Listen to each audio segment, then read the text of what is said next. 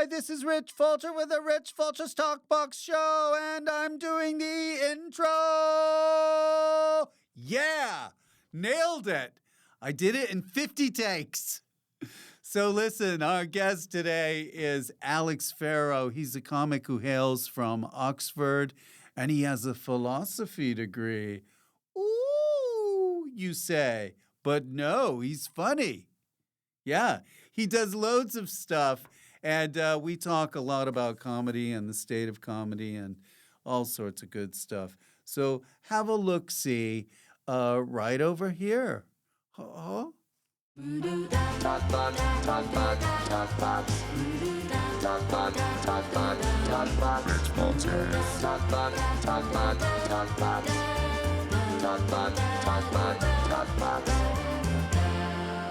Hello, Lester.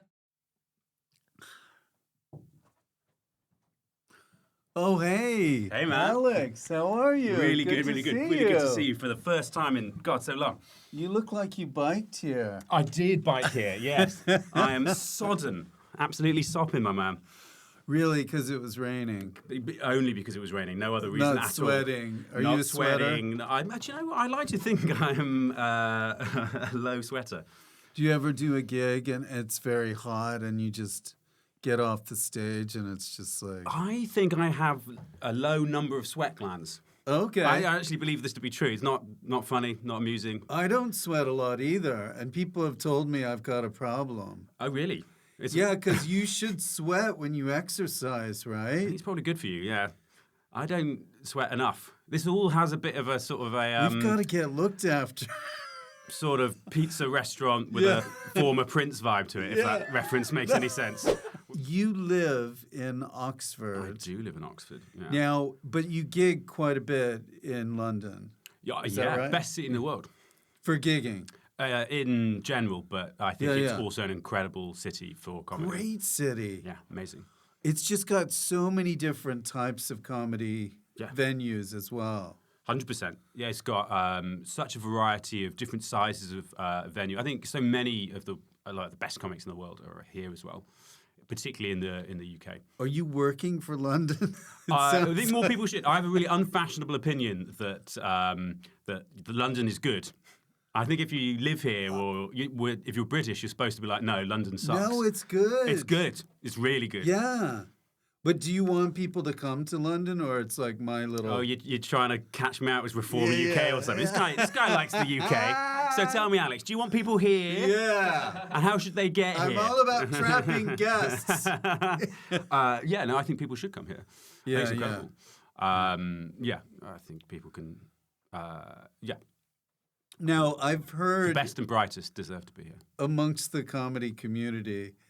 This may not apply to you, but some people, they boast about how many gigs they do in one night. Oh, right, I think I've heard the record yeah. being like 6. 6, yeah. What's the most you've ever done in one crikey. sitting? In August in Edinburgh, you can crack up 6 quite easily. Yes. There was this incredible time, August 2021, the Fringe festival that wasn't going to happen. And so I think I was one of sort of 20 comics who took a punt on it and went up. And so I did my hour 6 times a day. Wait, there were only 20 comics up there? That's an exaggeration, but it was very few. Oh, that's great. Somebody should have done a documentary about that. I mean, it was a golden time. Were people wearing to be a masks? Comic. At the start, yeah. So the audiences were very distanced at the beginning, and then they just measures didn't care. were relaxed. Well, I mean, some people never cared at any point, but I think, do you know what? This makes me feel like a million years old. QR codes felt very new then. Yeah. And so I remember you had to QR code to get into my show, and people would like photograph the QR code rather than scanning it, or like all sorts of mad stuff. So if you had 100-seat audience, would everybody be spaced out so it was only like 25? So at the beginning, you were running about quarter capacity with 2-meter radiuses, and then radii. And then, oh dear. And then towards the end, I think in the final week, distancing rules were removed. And were there people there making sure that every gig? No? No. Yeah. No, people were had different levels of responsibility with that sort of thing. Yeah. It's such a weird time. Yeah. The fact that it's recent history, but it seems so long ago. Yeah. It's so close yet so far away, right? And then the next festival was fine. There was no problem. Yeah. So all distancing removed by that point, 2022. Wow. Yeah. Oh my gosh. Yeah. So, what is a typical? So you usually do a couple of gigs in London when you come down. I always try to. Yeah. Best comedy club in London is the Angel Comedy Club.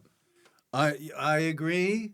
Angel, the Bill Murray. Big time. Yeah. Yeah. 100%. Go, everyone. Yeah. And then you do one afterwards, maybe. Like an extra gig? Extra gig. Well, what's nice about that Bill Murray on its Fridays and Saturdays, Rich, is you can be gigging easily 3 or 4 times. Oh, no. Are we still talking about gigs? I think so. Yes, yes. Yeah. That's great. So did you, so you live in Oxford, but you didn't grow up in Oxford? No, I grew up in a town called Newbury, in a magical place called the Vale of White Horse. And that's north? It's south. South. It's about 30 miles south of Oxford. Okay. In international terms, it's basically Oxford. But in British terms, where the village over is historically your enemy or whatever, yeah, Newbury might as well have been, I don't know, a different part of the globe. And were you like a kind of a comedy nerd when you were growing up? Did you? Not really. Like class clown and all that sort of stuff, but the consumption of comedic output, I mean, it was a bit basic, if that's not too loaded a word to use. But no. You can use it. Yeah. Thanks, Rich. I remember seeing all this kind of like rubbish. Do you remember like things like the Mighty Boosh and stuff like that? Oh, do you remember that? Man? I knew that was going to happen. I did watch that as a student. Familiar with your work. But the things that I was 3 years old when I first saw it. Or it's like people who have their grandkids. I really introduced to the started Boosh. Showing them. Yeah. I remember bumping into Noel Fielding when I was a student in Camden in Coco's. And we were both trying to get in after they'd clearly closed the doors. Yeah. And I was like trying to just be a bit cheeky. And he won't remember this, obviously. Did he get you in? Well, so he was with his sort of cool Camden friends, and he clearly convinced them to bring him in. I just happened to be there at the same time. Oh, nice. And so we were going through all these doors, and then whoever the security manager was turned around and be like, "Oh, and this guy, is he with you?" And I remember Noel Fielding looked at me and just went, "No." Oh! So I couldn't get into Coco's to see a nice lady. Well, never mind. Did you see him after that? I mean, did you ever tell him? I've been boycotting all Noel Fielding's work ever since, unfortunately. You should tell him the next time you see him. Well, if he's out in Camden again, that's probably the only time I'm going to see him. But he will be. He will be. Loves it. So you grew up going into London quite a bit. It was pretty much your backyard. Yeah, you'd hop on the train, First Great Western, to the big city, and I'd walk around with no money and be like, oh.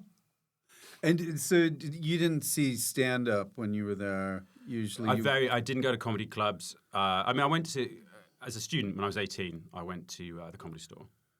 And I saw a couple of mixed bills there. I thought that was cool. When you went to school, you didn't want to study any performance art or anything, did you? No, I thought you wouldn't be able to make any money that way, so I studied philosophy. Okay. Yeah, I thought, I think the arts is of money in philosophy. Well, sort of. I mean, I know the joke is, and I shouldn't really make it. I mean, the joke is where are the roles for philosophers and stuff like that. But I think if you can, the transferable skills of that, I think are truly make you a person able to understand some of the hardest things around. Exactly. So, yeah, I really do. I think London's great. I think people should study the arts. I think philosophy is useful. These are my countercultural opinions. No. I mean, I was under a lot of pressure. My dad was in the Air Force, so he said, you need to get a kind of science or degree, computer science. So I always had this sort of pressure on myself to do that when, in fact, I would have loved to have. It turns out I eventually went into government. Oh, yeah. Yeah, so. Really? But yeah. What were you doing in the government? Well, I mean, I study in government. Right. Oh, you studied government. But I right. went through this whole process of purging myself of, I've got to do science. Yeah. And I didn't like it. And, that whole thing. I also think it's an incredible, science is fantastic. I love combining science with my stand-up. Well, I'm not, dissing science, but I'm just saying that... You got vaccinated, maybe. Yeah. That's right, you do comedy nights, philosophy themed and science-themed shows, yeah. I love it. Interesting. Because there are some comics that do have a Robin Ince. He's big on both the science, and he would never describe him... He actually is a bit snobby about philosophy, but he's big into science comedy. Dara. Yeah, big time. Yeah. I don't know if he's snobby about philosophy or not, but Dara's fantastic. Yeah. I would hope he isn't. The snobby about it. Robin is. Oh, he's probably going to listen to this. But Robin does lots of these kind of academic comedy nights, and I'm sort of often there with him. And he's an absolute delight. He's great. But on the philosophy themed ones, I can tell that he's not really. It's not Kierkegaard. Yeah. He's going on about Kierkegaard. God damn it! Yeah, you just got to make a big leap with Kierkegaard. That's what I say. Yeah. Just whatever your reservations are. So how did it all get started when, you're a student, you're studying philosophy, and then you make that sort of bridge into the comedy? Well, I think all stand-up, when it's done really, really well, has a philosophical aspect to it. Even the most stupid stuff. So every fool is the Socratic fool, right? And so the best thing about the stand-up philosophy compilation shows that I do at the Bill Murray are when you take a comic... Angel. When you take a comic and you ask them questions about the set they've just done, about love or power or the toilet, whatever it is, and be like, oh, yeah, that's... Thomas Hobbes said that. And they're like, what? And you're like, yeah. And to really break down... Both stand-ups and philosophers both seek out often the everyday, the things that we've seen but not analysed properly. You can distill things into absolutely. Everyday things that one would study in philosophy. Yeah, you can do. Yeah. I mean, I know most of the time, it's not always as lofty as that, but there's always something in there. But when you first went up and started doing it, it wasn't very philosophical. You were just doing. Well, I was doing it to get out of the classroom. I was a school teacher for 7 years. Okay. So, which is a deeply absurd thing to be doing. And so, I started... Why? I think it's truly mad to have 30 children just sit down, and nobody talks about this, but they don't necessarily want to be doing things, and you as the teacher have to make them do things. You're immediately... Your tools for making them do things are you have nothing. So if you're like, think about it, like... The room is against you. In stand-up terms, yeah. I think it's why so many teachers become stand-ups. You develop those room skills. If a student is disobedient, God bless them in many ways, they bloody should be.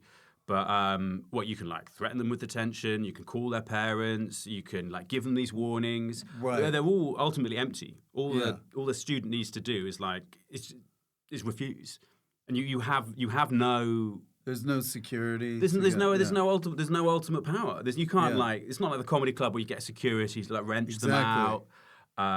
So what do you do? Well, you do the stand-up tools. Or die. Well, you do the stand-up tools. Yeah. So it's exactly the same when you're controlling a room. It's all smoke and mirrors. You have to get up in their heads, which is so wrong. And you're banned from doing it. You're not if you read a sort of a how to teach manual or on your PGCE course, it's no, you shouldn't in any way make a child feel, and of course, when you say it like this, make a child feel bad about their behavior. You're like, oh, that sounds awful, but you have to. But then you started doing jokes in class? Oh, yeah, all the time. Yeah, big time. Because humor is, you have to make them like you. You were like Robin Williams in Dead Poets Society. Getting them all on the table, they're ripping out pages of Plato, they're throwing away the history textbook. It's really, So it was a really 7 mad years activity. you did that? On and off, yeah. But no stand-up while you were doing that? Absolutely. Oh, no. you did? So, yeah, I started a few years in on my week. I never thought it'd be like work. It was. I saw it as the opposite. I was like, I just have to get out, man. And it was sort of a release for you. Big time. Absolutely. It's extremely cathartic. Awesome. Yeah, really, really, really fun.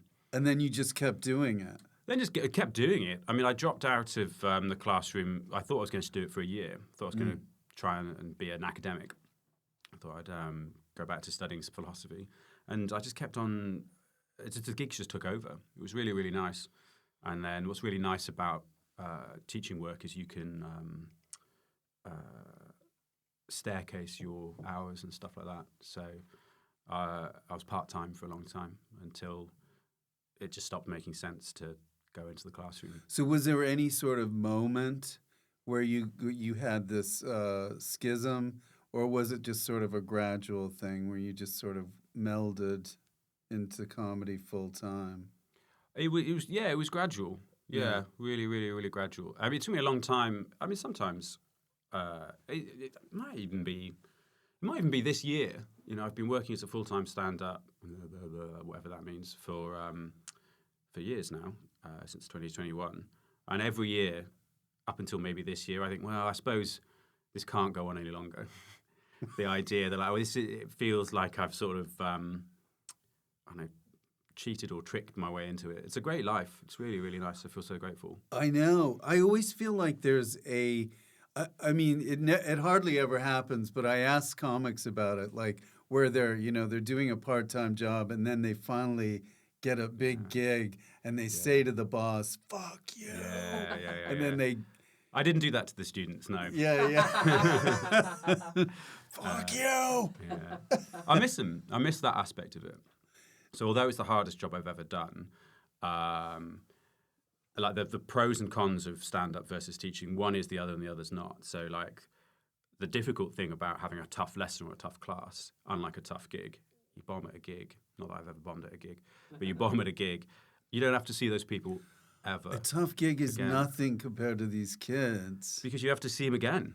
Yes. And again and again and again. And if it's not working, you have to make it work. Now, has one of these students ever seen your gig? Yeah, it's the best thing, actually. Really? And that really makes you miss, like, teaching. You'll have somebody at the end of a gig be like, "Oi, Mr. Farrow!" And it's like, "Oh, my God, who's this?" And it was long enough ago now that, some of these, particularly these big adults now, I can't recognise them. Punch you. Well, no. if they've come to my gig, almost never.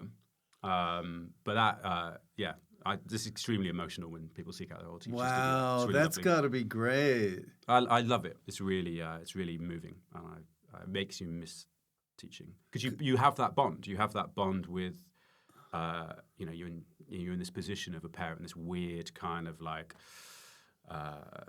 not a parent, not like a business partner. Like it's like a teacher's a really unique role in a person's life, and for somebody to seek you out again and want to see you is really lovely. Because when your students graduate, when they're 18 and they go, you have to let them go. You can't be like, "Hey guys, let me know how it's getting on," and stay in touch and stuff like that. That's not the role of a teacher. You have to let them go. I think that's really right for lots of reasons. You really hope that they'll, after their studies or they'll get back in contact and they'll tell you how they're doing and stuff. If ever, here we go, here's straight to camera. If you've ever thought about writing a letter to a teacher who helped you or seeking them out and think, "Oh no, it's been too long," do it. Absolutely do it. I stay in touch with my politics teacher. I'm so glad that I do. If any of your teachers become stand-ups or clowns or puppeteers, go see them. They're struggling. Them. They're struggling. They left because of you. You damaged them. No. Okay, so you made this transition and you're doing it kind of full-time, but you're gigging. Yeah. You're gigging. Yeah. And then you're doing the festivals. Yeah. My first. Another good thing about teaching is you can do this thing, the Edinburgh Fringe Festival. My other unpopular belief is that the Edinburgh Fringe Festival is great. That we all complain about it. Yeah, I know it needs to be improved, but like, can we balance that out with how it's one of the most incredible parts of the it's one of the best British things. economy, the UK economy, the Scottish? Like, I think it's there's no. Well, I've been to Melbourne. It's a fraction of the size. I don't think you can do anything. There's no tighter concentration of live art in the world. It's the best city for a festival as well. It's an incredible city. And I apologise to all, the people who we fill up their pavements and stuff like that. Okay, everything becomes a venue. Grateful. That's what I love about it. Yeah. No, like... you have a bin, it's a venue. Done. Yeah. I was going to say bin as well. Has somebody done a gig in a bin yet? I bet. I'm sure somebody's gigged in a bin. I gigged in a horse box. I've gigged in a van. Where else? I've definitely gigged in a toilet. Yeah. Like an outhouse or like a toilet? Oh, nice. Toilet. Like an outhouse would be better, would it? No. The dignity of the outhouse. Yeah. We all draw our lines somewhere. It's very dignified. And for you, Rich, toilet, is it beyond the walls of the building? Good. It's a very medieval view of like the dignity of labour. So, yes, it's an amazing experience. Yeah. And so you just kept doing it with no real plan involved. It was just like, I love doing comedy. Just love doing it. Yeah. Some comics are really good. They have this 5-year plan. Yes. All that kind some of business, people are right? really like, I've got it all written down. Thankfully, I just did what I liked, and for some reason, that kind of worked. So. And you weren't thinking of a backup, like, well, if this doesn't work, I'll go back to school. Sure. Yeah. I mean, that is another nice thing about my old career. Yeah. There's a shortage of people who want to do it. You can always go. You can go back in and stuff like that. Yeah. But no, I'm not just straight ahead. Nice. This is where I'm going to have the hardest financial year of my life now. Really? No. I'm sure not. I'm just maybe I'm superstitious. I always, or maybe it's British to be like to try and play things down. Or yeah. Like, but I felt like the last couple of years have been a bit difficult. Well, for everyone. And tell me, Rich.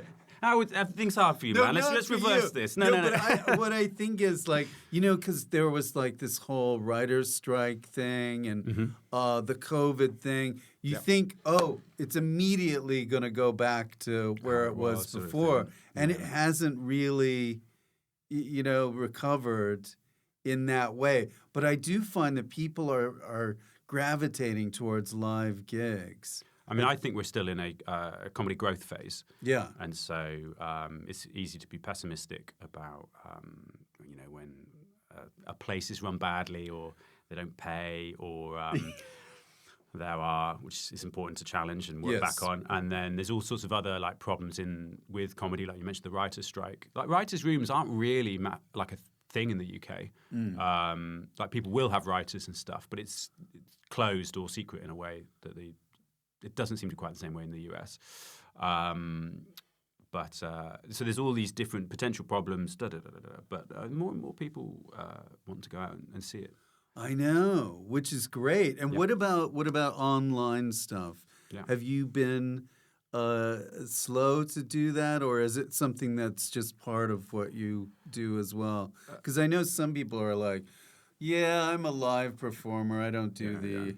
I wouldn't be on social media if it weren't for my career, comedy. Right. But like I got my first 1 million views on Instagram this week and stuff like that. So that was a nice thing. And it was for a bit about Karl Marx as well. So it was nice. I saw that. Did you see that? Oh, that's nice, man. That's great. Thanks for liking it. About his grave. About his grave. Yeah. No, he's buried in Highgate, right? That's the one. Yeah. Wow. And they charge money. I don't want to ruin the joke. Deconstructing a bit always removes the humour, but I don't want to do that. There are at Alex Farrow Comedy on Instagram if you want to see the piece as it was. But you actually pay to see the whole graveyard, for which the most famous occupant is Karl Marx. Now, what is the thing about? Are you aware of the '70s Highgate vampire? No, okay. I don't think so. I think I've got it wrong, but there was vampire sightings. Oh, at in the Highgate Cemetery? Yeah. Oh, wow. And nobody knows whether it was fake or not. Oh, but right. people claim that it was real. Oh, God, wow. Yeah, Could okay. write in if you know anything about it. Yeah. So it's good to go viral because it nice, sells your tickets. The way I look at it is it's good to have something where people know you so that when you do a show, eventually it's just going to be you. They come to see that. Yeah. And because a lot of times there's a chasm between what they think you do. Big time. Yeah. And so a lot of the first sort of TikTok boom, when some of my friends were doing like sort of kind of solo sketch straight into the phone, it was actually a bit different. They got quite online famous from a different thing to their stand-up. And so the bridge of those two things was tricky. So you've got that kind of trade-off. And the other thing as well in, this race to, for as many eyes on your content as possible, like you need It's a race, It's people. a race. A race to the bottom. Yeah. But you need such huge exposure because it's global. These apps are global. Yeah. So of all those million views, I go into the data and you look at where they are, and it's incredible and it's so touching that people in Portugal and India and Australia are looking at my work. They're not going to come to my show. They might, but if they come here, they will. Yeah, which is why London's one of the best cities in the world because it is international in that way. But the size of following that you need to sell tickets is kind of astronomical. Really? I think so, yeah. Well, like say 100-seat theater, how much do you have to have? Well, I'm pulling anecdotal things from my friends out. But, okay. And then I don't necessarily want to talk about my friends' businesses too much. But you can have 100,000 followers on Instagram, but if they're global, you're real about come see my show in Leicester. Yes. The percentage of your followers that need to be in Leicester for you to sell 100 seats, I don't know how good your mental maths is, but it's not good. Yeah. So some people will develop, not all followings are equal in terms of their ability to sell tickets. But this podcast caters mostly to Leicester. Perfect. Yeah. That is why I am here. Hello, Leicester! Leicester Fringe coming up. Oh, it is? Yeah. Are you doing that? No. Oh, okay. Sorry, Leicester. You're missing out. Missing out on this guy. So, do you have a tour scheduled anytime soon? I'm always doing hours all on about. So some people I think have a set tour. They put they're on their social media page. They're like, I'm doing these dates here and there. So I'm on a 2-year cycle. So I did my hour last Edinburgh Fringe Festival, and I did my last version of that last week at Bristol Comedy Festival, which is great. Gaff Comedy Club, great club. Now, where you work out a lot of your material is in Oxford. Yeah. Definitely. So is there any fear or danger that if I'm getting laughs for the Oxford audience, how is this going to go over with Leicester? Well, maybe I don't have a booking in Leicester this month for that reason. No. No. I mean, how do you do that? You want to mix up your gig diet. Yeah. I was talking about this in a green room a few days ago, actually, how... I don't want to repeat things. No. Oh, unique moments. Okay, then I was not speaking about this in a green room the other day. Good. But you want a mix of types of show. Yeah. So, if I'm picking the Bill Murray, you have a very comedy-savvy crowd. They really are. You'll get a few extra beats of understanding out of them, whereas, if you reach a level of fame as well, I think it's important to sometimes drop into clubs where you might not be known. You can have a crowd that is too warm. You don't stress test the material enough. But then again, I think there's also a lot of people who think that you just have to do every gig that's offered, and in some way you're a lesser comic if you choose not to. And there's loads of different ways to do it. You stag and hen do's on a Friday. I've got that coming up this week. And you've got a stag do? Well, I'm playing a club it's always very snag and hen do full. So. And you're gonna do your? I always do my stuff. Okay. Yeah, I do my philosophy stuff. Good. Yeah. All audiences are capable of understanding my stuff. It's not elitist in that way. Can I quote you on that? Yeah. Okay. Yeah, definitely. No, Kenny's gonna put the quote on as you're saying it. Yeah. And I really believe that whether audiences have a taste for it or not, that's the challenge. Yeah. So how you present material. Let's say if I'm doing some stuff about Karl Marx, you can say, I'm going to do a bit about Karl Marx, and an Oxford audience will be like, oh, is he? Okay, I'd be interested. But if you're going to do that in a different club, you do it about work. And so you'd have an observation about work, and it just happens to be about the unfairness of labour exploitation. But you don't say that. Oh, interesting. Yeah, it's a bit about DILFs. Yeah. But the bit about DILFs is not really about DILFs. It's about having the money to breed. What do you think of the advent of a lot of comics are doing their crowd work? Yeah. They're not necessarily doing their jokes per se, but just sort of their interactions with the audience. I love crowd work. I think it's its own art. I don't think it's lesser. I don't think it's greater than your written stuff. So for me, the question isn't about whether somebody's doing crowd work or too much or too little. It's about respecting the audience in front of you. So there is an aspect where there's a paying audience in front of them, but the real audience is there, behind their camera. And I think audiences are starting to pick up on that. And it's almost like you see the comics brute forcing a combination lock. They're just tapping on different audience members to find the weirdest one. And then they're like, right, here's the viral moment. So it's not that crowd work is bad. Crowd work's fantastic. In fact, I think audience members' normal memories of a show, particularly a compilation show, are often the truly live moments, which are often crowd work based. But I think all audiences rightly dislike when they see a comic not playing to them, playing for something else, looking for something else. And I think it's kind of a bit selfish, a bit stinky. Well, that's one thing I've noticed a lot now. I mean, just doing gigs, it's like now, which I probably should be doing. They're setting up the camera. It's all about it's a gig within a gig. Yeah. In a way, yeah. Yeah. And that is the game, and you want it there as well. But yeah, you play the game correctly. Yeah. You can play any game honourably. That's out of fashion at the moment. Playing games honourably. Honourable games. Yeah.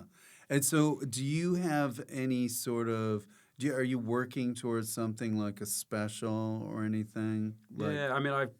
I work up an hour every year. My hours are very popular in sort of Edinburgh and stuff like that. Eventually I'll do this sort of kind of super cut of all my material. That would be great. And put that out somewhere. But probably on YouTube, I'd imagine. But yeah. A lot of people are putting online stuff, right? Yeah. YouTube specials. Mm-hmm. It's the way forward. Rich, do that. Gotta do it, my man. We've all got to do it. Well, we say we've all got to do it. Like, I want to get bigger and better and more creative and stuff like that. I've made a living by not doing that for 4 years. And I think that's something really nice about the UK, that to contrast with American comics I've talked to. You can make a living just about as a jobbing comic in the UK. And that's because comics in the UK, there's something about the geography of it. You don't need to drive 400 miles to do your next gig. If you drive 400 miles in the UK, you're in France. Just about. And then, but the other thing about it is, like, I'm told, certainly by US comics, the headliner gets paid in the US. And there are, all those stereotypes about, socialist Europe or whatever. There's gentle pressure on promoters in the UK to not do that, to spread the profit that they make, to not profiteer. And it makes me proud. Makes me proud to be in the UK. That's good. Yeah. What about other countries? Are there other countries? Where you say other countries? Tell me about other countries. No. Where you would like to kind of try your stuff out? I've gigged a few times in Germany. That's really fun. I was always brought up with this ridiculous stereotype the Germans weren't funny. They don't have senses of humor. I remember doing my first gig in Germany. It was in Dusseldorf, and the promoter in English, and the promoter there was like, so a lot of the audience here, their English is good, but it'll be a second language, so just do normal stuff, right? But just a bit slower. I was opening this gig, I was really nervous, and I did it really super slow. I had a good, nice, hopefully not patronising, but nice, just a slightly different tempo. I picked a different material. I checked all my references. Do they know who Craig David is? Yeah, no, he was big here too. Really did all that. Then every single other comic did their act full pace, no change, and crushed. So I must have, all these lovely Germans must have been like, oh, it's a slow this guy is not so sharp up here. Yeah. So I mean, that's the great embarrassment of being a British, is when you travel to Europe and you see the exceptional level. Don't slow down. Speed up. If anything, no. Well, there's not so many right, expats too in every country. Yeah, no, for sure. And they're underserved by culture, presumably. What about the U.S.? I think you would do well in the U.S. Oh yeah, I've never had the visa to work in the U.S., so I have never worked in the U.S. Let me talk to some people. Talk to me after the show, right, Kenny? Yeah? No, he doesn't know. I did some open mics in New York a little while ago. I was really impressed. I think what is, from my small experience of that scene, the comics, they're extremely hardworking. Those 2-minute sets that you get given, and you're dropping into open mics at like 3 p.m. on a Wednesday, and there's 40 other comics there. You just get up and grind. There are more people that want to do it. Well, yeah, and they work really hard. They're very individualistic about it. I remember there was no audience at any of these open mics that I was doing it, in the afternoon. Obviously, why would there be? And so all these comics would just do their material in front of their peers, not really listening. I was like, wouldn't it be better just all sit down and just punch up each other's material?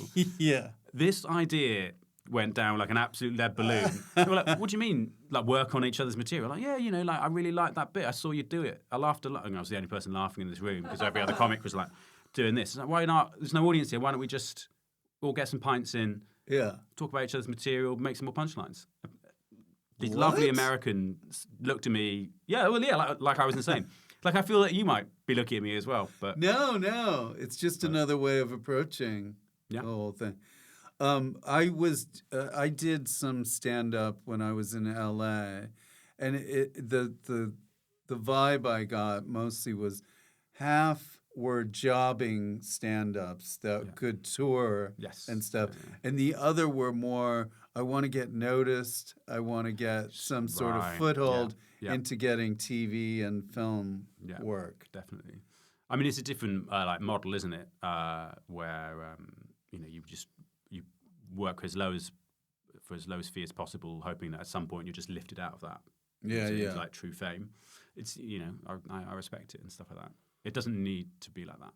It does not. We don't need to suffer like that. What do you think about these gigs now where, like, say there's somebody wants to do stand up in their backyard, they'll hire comics and stuff. Fun. I mean, like, whatever, man. Like, you get all these, people do it in people's sitting rooms and wherever, whenever. That's what's great about the art, right? That you don't need much. What you do need is kind of important. I'm sure we've both been to shows. A voice? You need a voice. Do you know what? I worked out in the pandemic. You need walls. Yeah. Yeah. People look at you insane. What do you mean that you need walls? I remember doing gigs outside. Yellowstone. Yellowstone. Yeah. People naturally space out when they're outside. And so if you're doing a show outside, people will... I did this birthday party in Wantage. And I remember it started off well, and people naturally just sort of started moving away. By an hour at a time, people had crested a little hill. Everything had kind of dissolved. You need, even with an outdoor gig, you need little things to break a fourth wall. You need at least 3. Is that for sound purposes or just? It's for. We talked about Barry Ferns on the way in, who's a bit of a genius in all sorts of ways, right? And so when he was doing his Barry. hero of the UK comedy circuit, CK's content. Barry Fern's big love. He, to quote him on lots of this stuff, he had this incredible gig for years and years and years on the top of Arthur's Seat. I did that. Yeah, and was he still bringing up the door when you did it? Yes. Yes. You go through the door. You go through the door. So it's a gig on top of a mountain. Mountain's strong word. Big old hill. Big old Scottish hill. Beautiful. Out of breath. Out of breath. Inhaler. Haven't got up there. And he brought up this door just because when you're seeing somebody perform, it's good to make the commitment. Yes. You need to have committed to see that. And by going through the door, something psychological happens that you'll sit and you'll listen just a touch longer. I've done gigs in bars where it's all kind of open and people can come in and come out. Music festivals are the worst for this, where it's got that drop in, drop out aspect. Yes, the tents. The tents, man. What's going on? Yeah, what's this? Hey, James, what's going on? Hey, what is he funny? What's good? He's just in and out. Have you got bits? All that sort of stuff. What jokes has he told? Yeah, nothing makes you feel more like a pair of flaps than people coming in and out of them all the time. Right? Yeah, it's really, it's not good because there's not that same kind of commitment. And what Barry had managed to achieve at the top of that hill was this sense of investing in the show, this sense that you've come to a room and a space. Stand-ups are good at creating space. Yeah. So what's great about stand-up is the things that make it stand-up are invisible. So a great stand-up room could be somebody's backyard. An awful stand-up room is sometimes a theatre. Sometimes it's the worst. It's true. Can be the best of theatre. Dude, the flaming lips! Let's go! Yeah, man, yeah. I don't know if you've seen this show per se, but there is a format to it. I specifically asked whether there would be any format Just type a things I need to portion of prepare it. for. But whatever you're about to spring on You me, don't need to prepare. I'm ready. Okay, I'm ready, it's Rich. called I'm Fill ready. in the Blanks. It's Got not blankety blank. Got it. But I will give you a sentence with a blank. You have to fill it in. Right. You don't have to be funny. Got it. So there are 5 questions. When I'm in a hurry, I always forget to blank. Breathe. Really? Yeah, absolutely. Yeah. What do you mean, like when you're running and stuff? And, Yeah. Oh. Yeah, no, absolutely. Yeah, when I'm little, you said it's okay not to be funny. If you're ever in a hurry, you'll be stressed. And the reason that you're stressed is you're not breathing. Oh. So you always try to remember to breathe. Yeah. I feel better now. My blank and my blank always get in the way of doing the perfect gig. Oh, got it. My ego. Right. And my super ego. Oh, okay. So, ego. Oh, this is very. You need to be more id. I think so. Yeah. So, when you're in flow as a performer or like an artist or a sportsman, whatever, you're not overthinking. And so we always talk about, I think people are kind of familiar with talking about ego, your ego gets in the way. And so often I think for me and lots of other stand-ups, you want to be kind of cool. Yeah. Actually, the funniest thing is to not be cool and just let yourself be a bit of an idiot. You don't need to be cool. Take some risks and stuff like that. And then the fancy word that I use, that I'm sure lots of people have heard of, to be fair, that the superego is the thing that like checks in on your ego, but you get stuck in it. Yeah, so yeah. You get stuck as an overthinker. Don't think, just do. Be in flow. I find that's true with writing as well, because it's when you're not thinking about something, you just keep writing without that editor going, let me go over that first sentence again and make sure it's the best. 100%. Yeah. When you're in flow, and this is what I'd say to anybody who's like a very new comic, you will never be as creative as you are when you just begin. And so you just have to get it all out, record it all, write it all down, because you don't have that editor and you don't have that type 5 that's always been working for you. And so you've got, everything's open to you and you don't know what you should and shouldn't do. And so you're never more creative because of that lack of It's ego. like you're a traveler and it's your first day in China. Yes. It'll never be as experiential. I mean, okay, I get it. Yeah. Goes for all sorts of things, actually. Don't always bring the editor. Sometimes just do. Get the editor out of here.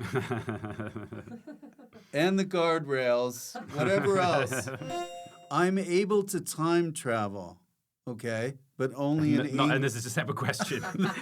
I love the fact that secondly is a separate question. Question number 4. Fill in these blanks. I'm just saying statement. Rich just happens to be able to time travel everybody. This is relating to you. I'm saying I'm able to time travel, but only in England.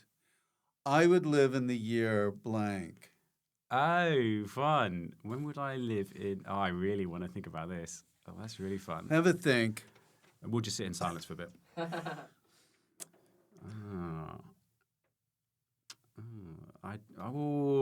fun. good, isn't it? You could really fun. narrow it down to 3. No. Well, I mean, I think we're living in the best time there's ever been. And so the temptation is to obviously, I'd go back to... like a battle of the Norman conquest, and I'd see what really happened or something like that. But I mean, it would actually be bleak to exist in that time. Yeah. And so you've not specified whether I can come back or not. Oh no, you can come back. It can come back. If I were doing a day trip, I'd go somewhere. I didn't say a day. You have to spend a month there. Well, a month there. Yeah. Well, I tell you, if you're spending a month somewhere, then the stuff starts getting a bit dangerous, actually. I've got to not look at all those battles I've read about. Yeah. I've got to feed myself for a month. What am I like? It's going to smell, too. I'm going to smell. Then you've got to think about disease exposure as well. I mean, if I'm going somewhere for a month, I can't go back that far without extreme danger to myself. You can't bring vitamin C with you? No vitamin C, so... None of Nelson's ships or anything like that. Geez. Wow. Well, I'd probably go back to some point in the 20th century then, unfortunately. Okay. Quite boring. Like a World War II thing? Oh, no way. No, forget No it. way. There would be any of the world wars. 100% If you 100%. died... We know so much about them. So there's there'll be very little forms of discovery there. Unlike That's if you true, go back further. Yeah. Definitely not then. Pre or post. Okay. Probably not pre even as well. Antibiotics. So I want antibiotics. I'm spending a month there. What sort of coward am I? Well, this is a great question that you've revealed here. This has revealed so much about you. Yeah. How risk averse am I that I've not spoken about? Would I see the Beatles live? It's like a video no, game. is there antibiotics? If you happen to die from anything, you go right back to the present. As you are now. I reload. Yeah, you reload. Oh, then all bets are off then. Yeah. Oh, if I've got reloading powers. Yeah. Oh, I'm on the hill with Harold Hardrada. Okay. I'm slashing people up. You've given me this extra power to now engage in war without any of the consequences. Shit out. Yeah, man. Fuck around and find out. That's a whole great other power that you've added in. Yeah, that changes everything. All right. Interesting. If I weren't a comedian or my second favorite thing, I'd be a blank. If I wasn't a comedian and if I wasn't a teacher, because although it was the hardest thing I ever did, it did bring me great joy, I would be very unemployed. For those are the two things that I'm capable of. Oh, I thought maybe there was a third, like... Well, if I had the privilege of gymnast. Something. I'd write philosophy. Okay. Yeah. Excellent. There are too many blanks. Uh-oh. That's what I say. Puff, puff from the pipe. Right. There are too many comics who won't back themselves and won't push back on exploitative practices of their employers. So when there are places that don't pay or producers who profiteer, for example, there's so much of that about. Right. It doesn't have to be that way. Okay. Puff, puff. Puff, puff. Sorry about the puff, puff. Well, I realized the puff, puff was more important. The last part was plug time, but the thing I'm going to plug then is this, and this will be the final thing that people should remember. Lots of comics are going to watch this. Loads of comedians watch and follow my stuff. Great. I love it. You need to clean your microphones. When we're all ill, when we're losing our voices, it's not because we've been shouting all the time. We've actually only been talking for 20 minutes a day. Your voice is going because microphones are disgusting and they're full of bacteria. Now, I'm not a germaphobe, but if I've had something next to my mouth for 20 minutes every day and I can smell it, you have never cleaned your microphone. You run a small show or sometimes a big theatre and you've never cleaned your microphone. And we're all ill from it and we don't have any sick pay. We're all sick and we're all ill. What you need to do is get a little bit of hand sanitizer, give it a little wash. Sometimes, not in between the acts, just once. Just once, every so often, clean your microphones. Oh, that's what I've heard. Microphones, we don't need to do this. It's been here all the time. Because everybody uses it. It's sort of like in the house, the remote is the thing or like our phones are very grubby, but we're not like we're not licking other people's phones. Sometimes the sound quality on a microphone is so bad, you put it next to your chin there, and we all get ill, and we all have this myth where we're like, oh, you lose your voice because we're doing so much talking. We talk for a living. Not like a teacher. Yeah. I would talk all day, every day as a teacher. I would basically never lose my voice. Get sick. I will lose my voice and I will get sick all the time as a stand-up. And I think we're afraid of sounding like pathetic or something like that. Right. It's rubbish. We lose money. We get ill. Just clean the microphones. Clean the mics. Clean your old dirty microphone. It's nasty. It's not right. Clean the microphones. Well, on that note, Alex, any gigs you want to promote or any? The Angel Comedy Club in Bill Murray. It's great. They pay well. They're good. It's great people. Barry Fern's is a hero. It's my best and most favourite gig to play. Other than the one that I run every Saturday in Oxford, Jericho Comedy. Jericho Comedy. Yeah. All right, Alex. Good luck to you. Thank you. Pleasure, my man. You're the man. Awesome sauce. Thank you for watching, and thank you, Patreon supporters, for doing what you do. All of the members and staff, the nursing staff that helped me get through the day with bourbon. Anyway, have a good time. Enjoy yourselves. And don't forget, comments and questions are welcome. Okay? And we'll see you in the next episode, right? Don't burn anything. TalkBox.